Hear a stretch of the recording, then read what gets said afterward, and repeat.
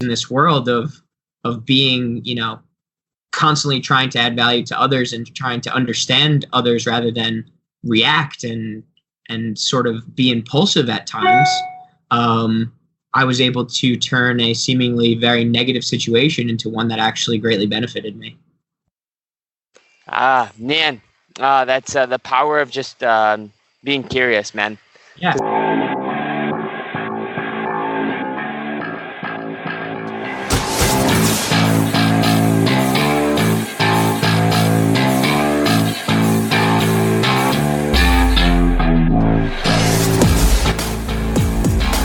This is Scratch Your Own Itch, the one show that delivers the conversations that we're afraid to share, but need to. This show is all about creating a life worth living. I'm Logan Tyler Nelson, and I'm your host. So, you're going to hear conversations with creators and entrepreneurs talk about what they do, their current and past traumas, how they became who they are, and what they are truly curious about. This is the show where we talk about the things we think about a lot, but need to talk about more. Please take note that this show is not a substitute for actually creating a life worth living, because this show will stir your beliefs, make you question what it means to create a life worth living. So my promise to you is to always give you one question to answer for yourself today to start turning your dreams into a reality.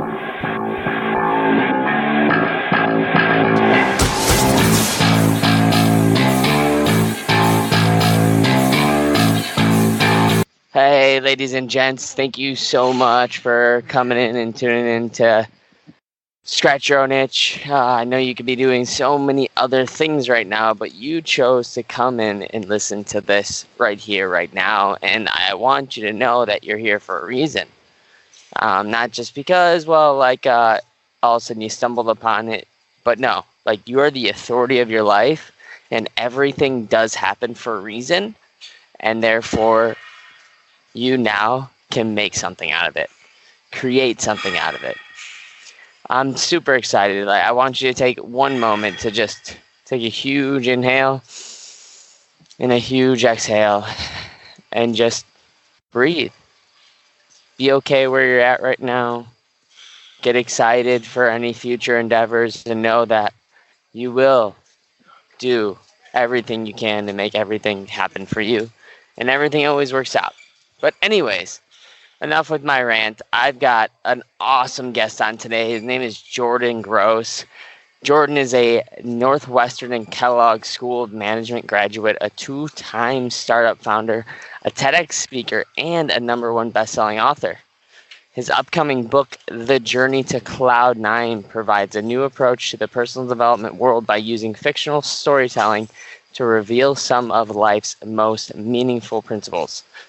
Jordan has been asking hundreds of people around the world how they live their lives on Cloud 9. And he cannot wait to share this with all of you. So without further ado, give a huge warm welcome to the one and only Jordan Gross. Logan, what's up, man? How are you? I'm doing well, man. Thank you so much for coming on. I know we've connected on LinkedIn, and I'm super happy that we did. Yeah.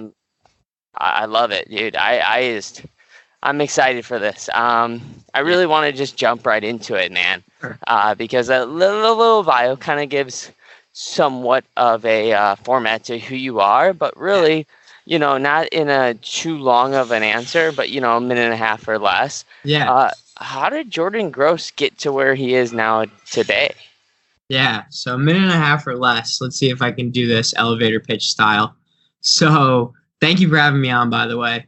I know we chatted a couple times in the past, and now I'm excited to get our recording out there to share our great conversations with other people.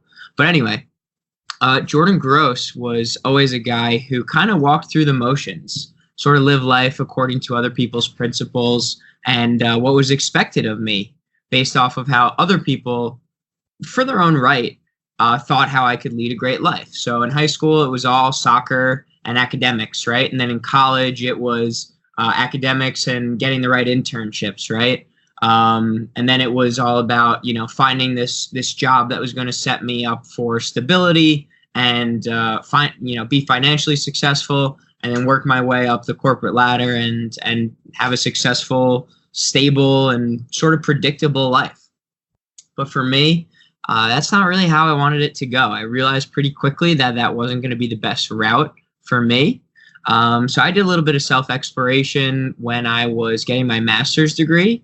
So I was about 22 years old, just listening to personal growth and development podcasts and reading books. And I always like to say that my aha light bulb moment was actually the realization that I didn't need that aha light bulb moment. I could take control of my life right this moment. I didn't need tragedy to strike. I didn't need a perfect or imperfect alignment of the stars for that matter. I could go about life following my curiosities and exploring those curiosities in order to find passion and purpose. So that led me to the world of restaurants at first. So I thought that was my passion. I wanted to get into it right away. I was in a leadership and management program at a big restaurant group.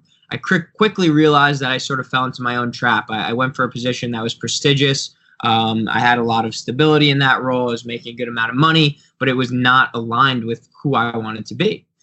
So then I took another step back with no plan. I quit that job. I wrote a book called Getting Comfy, Your Morning Guide to Daily Happiness. I came out with that book, and for the last year and a half, I've been talking to people like startup founders, high school students, college students, about overcoming stress and anxiety by having a powerful morning routine or just pregame routine before anything stress and anxiety inducing. But this last year, I sort of had a great little epiphany moment where I passed this boat on the East River in New York City called Cloud9.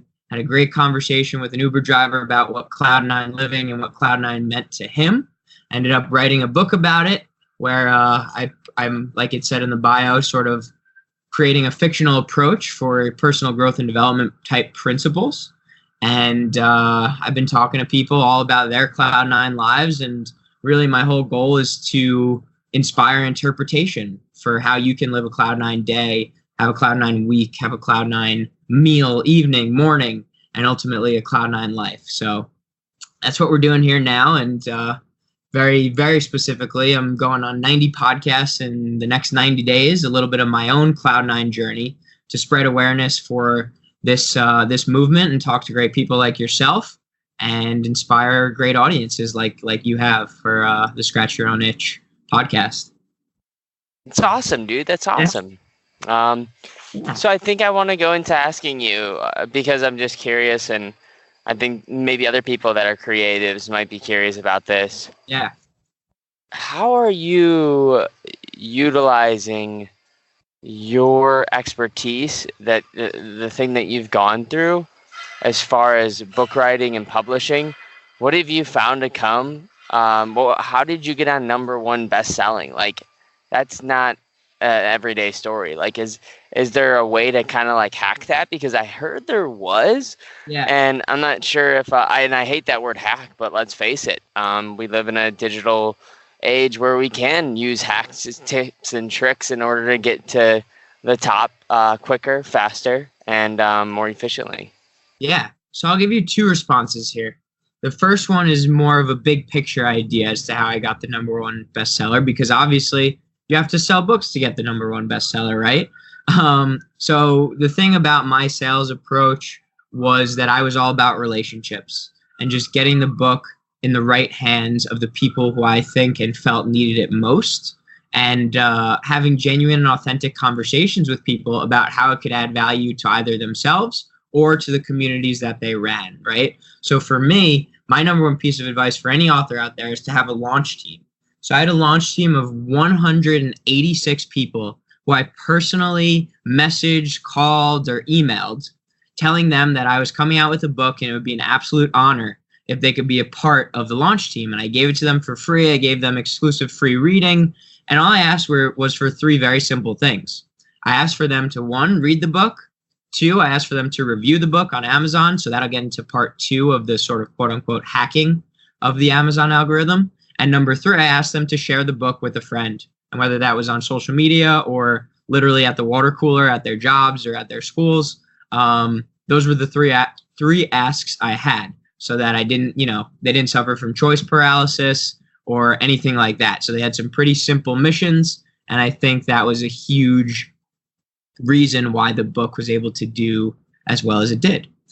Number 2 is about optimizing for the Amazon algorithm, which is what you mentioned, this hack that you can have. So there's a lot that goes into it, but the 2 biggies are reviews, first and foremost. So asking all these people to review the book, leave a candid, honest, and genuine review of the book, sort of explaining how it impacted them, how it impacted their lives. And so right now I've got 79 reviews on Amazon, which is a pretty good amount. A lot of reviews actually got taken down because Amazon viewed them as biased if the reviewer doesn't really separate themselves from the author, or if, something, it's not a verified purchase or whatever. But anyway, that's number 1. And then number 2 is choosing the right Amazon categories. So in order to be a bestseller on Amazon, you have to be a bestseller in the category that you choose. So it's about being strategic in the approach you used for your categories, right? So with a category like inspiration, my book would be competing against Tony Robbins' books and Simon Sinek's books and Hal Elrod's books. So I didn't want to choose a category like inspiration, even though that is an overarching principle of what I'm trying to do. Rather, I really niched down on the categories. So one of the categories was like work-related health, right? It was a number 1 bestseller in that. It was like teen health. So it was a number 1 bestseller in that. It was family and relationships, because I talk a lot about that. So it was a number 1 bestseller in that category. And it was really about choosing a very specific category where you can niche down and see that the number 1 at the time before your book came out wasn't in like the top 1,000 books ever sold on all of Amazon. So that was the strategic angle behind it. And really that comes down to doing your research and putting in the time. So yeah, those 3 overarching principles of your preparation, your research, and the due diligence you're going to do going into a book launch, and also the relationships and the people that you're going to have involved. So those would be the 3 key factors to your question of quote unquote hacking the Amazon system.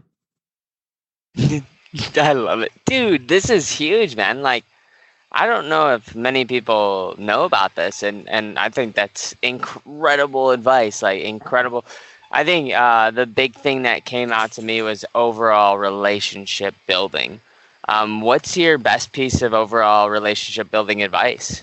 Yeah, I love that question, because it's one of the skills that I didn't know was one of my strong suits until somebody who was actually my brother told me how good I was at quote unquote networking. Like, I don't love that term networking. I try to view everything as more like a friendship. But anyway, my approach with it is to always come from a place of adding value. So here we are, Logan, right? And I reached out to you, even though we've chatted a few times, right? And I wanted to be on your podcast, right? So in building that relationship with you, it wasn't just something where I'd get something out of it, but no, I'm going to be on your podcast. I'm going to provide something of value to you, to your listeners. I'm going to give you a LinkedIn recommendation after this. I'm going to give you a podcast review after this. So in any way, shape, or form, I'm doing whatever it takes in order to prove to you and to show that this isn't a one-way street, right? I'm on your team. We're on the same team here, and we're doing something for each other, adding value to each other, rather than it just being one-sided, right? And then I said this is, there are 2 ways to look at it. There's the other thing of building relationships with like people who you aspire to be like, right? So I'll give the example of Hal Elrod.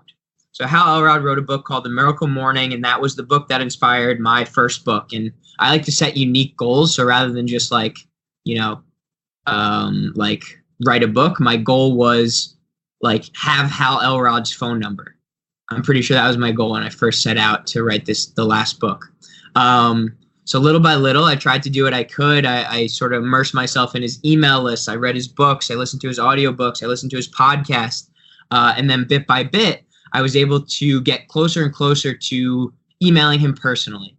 And when I emailed him personally, here's a guy who's got seemingly everything in the world. So what could I was 23 at the time, now I'm 24. What could a 23-year-old aspiring author, speaker, coach do for this kind of person? And at the end of the day, it was the fact that I asked and showed to him that I wanted to add value to him at all that really allowed me to come from a place of authenticity and build an actual relationship with him and get his phone number. So at the end of my message, I said, hey, by the way, I know we're at different points in our careers, but I would still love to add value to whatever you are doing. I don't have nearly as big a following as you, but if I could promote any books coming up, if I could be on a launch team of yours, if I can proofread anything for you, like whatever I can do to add value to you and your community and what you're doing, I would love to give that back to you in exchange for, just being a resource to me and somebody who I look up to and answering the occasional email or the text message. So it really comes from a place of what you can do to add value to others. And I think a lot of the times being creative with it is the best approach.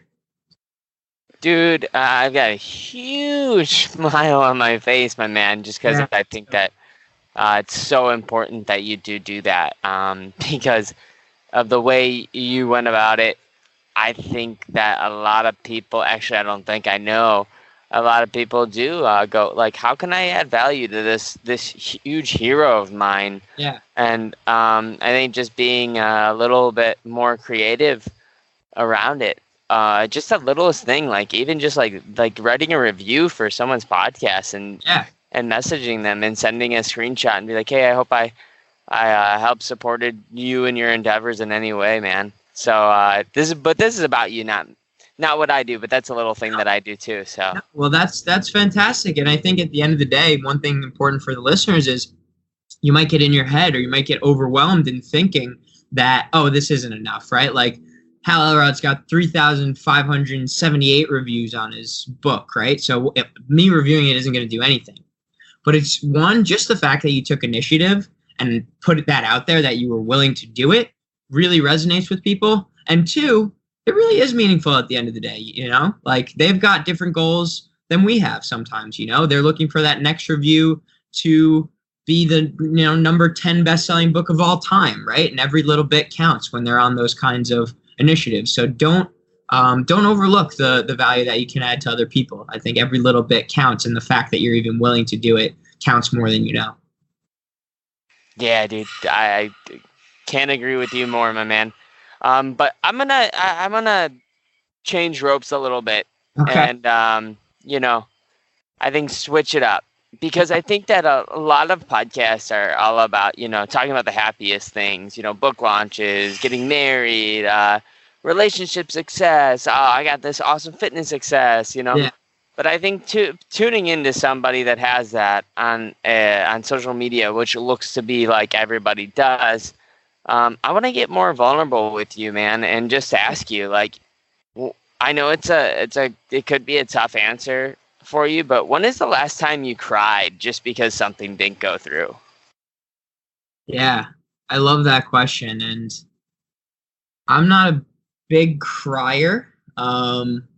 I'll tear up during like episodes of This Is Us or like during the ending of Marley and Me, but I'm not a big crier where tears will, pour down the face. But I'll tell you about a time pretty recently when I was very much taken aback by something that didn't work out. And it was related to the last book that I had. And it was actually about an Amazon review that somebody left for me. So there I was actually on this tremendous kick of momentum. It was actually the last review to date, like 78 5-star reviews in a row. And then all of a sudden, I look at the review page and there is no longer all 5-star reviews. There is a 3-star review. And coming from a place where things were going so right, it was, like a slap in the face that there is going to be turmoil. There's going to be obstacles to overcome. And it was my opportunity to show my resilience in the way that I reacted, that I responded to things rather than reacted. So basically what the review said was, this book is fine, but if this, privileged kid would have just listened to his parents growing up, then none of this would have ever had to have been put into a 200-page, story about how you should live your life, something along those lines. So it was a very, very strong, and I said it in a little bit of a nicer way than it was actually written, but it was a time for me to realize, like, okay, I can either get angry and upset and go back at this person, or I can try to further understand why this was written the way that it was. And I chose the latter. I chose to ask this person. I reached out to her individually, and I said, why did you write this? I'm always curious. I'm always looking to get better, and would love to just hear a little bit more from you as to how I can make this a little bit more meaningful for the next book that I write, so you don't write the same kind of review. And we actually had a great conversation, and she left me with something that I'm constantly thinking about now, which is how to present things in unique and different ways, right? So to jump back to your question, it wasn't a time where I truly cried, but it definitely could have been, right? But because I practice so much, self-care and self-awareness, and I'm so fully immersed in this world of being, constantly trying to add value to others and trying to understand others rather than react and sort of be impulsive at times, I was able to turn a seemingly very negative situation into one that actually greatly benefited me. Man, that's the power of just being curious, man. Yeah. Because I think curious is the seed of what allowed you to move forward through this, instead of going, gosh, like, poor me, and poor me. And let's face it, like we all have that internal response at first, that it is poor me, and that's okay to go through that. And my one of my favorite acting teachers, because I told her, one of my worst feelings is I hate the feeling when I'm tired and I'm just drained and I feel useless. I'd rather die, honestly, and I'm not saying that at all without any truth. Like, I rather die when I'm tired and exhausted and I don't know what else to do. And she used to just say to me, like, Logan, let the exhaustion pass through, or let this anger pass through, or whatever you may be going through, because it'll turn into another energy. And so I think that's something that I just really want to capitalize on. And anyways, I know we could talk for hours, man, because I love what you're talking about. Like, you're geeking me out. But unfortunately, I want people to get back to their life. So I just got some rapid fire questions for you. Yeah, let's do it. Awesome, dude. So the first one I like to ask is, what's one of your favorite social media channels? My favorite social media is LinkedIn. Sweet. Awesome. What's the few most influential people that you know? Hal Elrod, Nir Eyal, and Peter Shankman. But obviously before them is my parents, my brother, my grandmas. I love it, man. What's one of your favorite books? My favorite book right now is The Magic Strings of Frankie Presto by Mitch Albom. Nice. I'm going to have to check that out. I've never even heard of it. It's fiction. I'm majority a fiction reader these days. Awesome, dude. Mm-hmm. What's the best time you found to post on LinkedIn? Ooh, love it. Before 9 a.m. on weekdays. 9 a.m. whatever time zone you're in, because that's when the majority of people are either checking in before they go to their day-to-day. So, yeah. Awesome. 2 more questions, man. Yeah. What's one of your favorite events / social gatherings that you've ever been at? Ooh, good question. Favorite events or social gatherings that I've ever been at? Probably, I went to a soccer game in Barcelona, and Barcelona's been my favorite soccer team for a really long time. So that was pretty special. That's dope, dude. Yeah. All right, so last one, my dude. Where can people find more of Jordan Gross if they found any of this valuable? And honestly, I don't know how they didn't, because, dude, I just want to acknowledge you, man. Like, this is one of my favorites. Just being raw, real. Also given huge valuable, I think, insight on how to become a #1 bestseller, and also like being vulnerable on here, man. It's not easy, man. It's people talk about it like it's easy, but it's not easy. Yeah, well, I appreciate that a lot, man. I truly enjoyed this as well. If you want to find anything about me or what I'm doing, you can just head over to journeytocloud9.com, and that's all spelled out, journey, T-O, cloud, N-I-N-E.com. And on there, you'll find 90-second interviews of people describing their happiest moments of their lives. You'll find 9-question interviews about how people create their own Cloud9 moments, days, and overall lives. You'll find out more about the book. You'll find out this Journey to Cloud9 podcast tour that I'm on, going on 90 podcasts in 90 days. And anything else you'll get to know about me as well. So you could also sign up for the email list there too, where you receive those 90-second Cloud9 videos every Tuesday and Thursday. So pretty simple. Just go to the website. Everything you need is on there. Man, I love it, dude. All right, you guys, if you made it this far, oh my God, thank you so much. Like, no joke. I just want to say that you are truly, truly, truly amazing. Jordan, thank you again, man, for coming on. The thing is if you've made it this far, then please, I know it's going to be a little bit of a big ask, but if you found this inspirational, if you found this at all informative, please just hit that share button. Click of the finger. It's easy. It costs you nothing. And if you hit the share button and also you screenshot it and go, hey, I listened to your podcast with Jordan, I'd love to leave any review, anything that you're trying to promote on the podcast, because, when you're scratching your own itch, good things come to you, So thank you so much, Jordan, again, for taking the time to do this, dude. Thank you, Logan. It was really a great way to spend 30 minutes. Likewise, dude. I agree, man. I love it.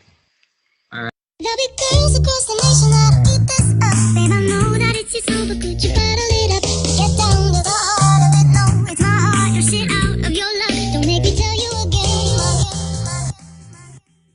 Woo! Love, love, love. Hey. Love, love, love, love. Oh, wow. You made it to the very end of the show. Thank you so much for tuning in for another episode of Scratch Your Own Itch with your host, Logan Tyler Nelson. To make it to the end, gosh, that doesn't happen very much nowadays. I mean, especially with the constant distraction. So, I appreciate all of the efforts that you just took out of your day to make it to the end. And if you hit that subscribe button and leave a review, you would have no idea what that would mean to me. So thank you so much for taking the time to hit that subscribe button. And if you leave a review, check it out. Just screenshot it, send it to me, and I'd love to host your review out on the show. But don't ever forget, like I say, you matter and you're enough. Love is the main reason for how all this happened. Love for all my fans, love for all the shows. Got love for all my memories, no matter where I go. Even if I'm out to nothing, I know there's always something. It's not a fitness test, but it'll always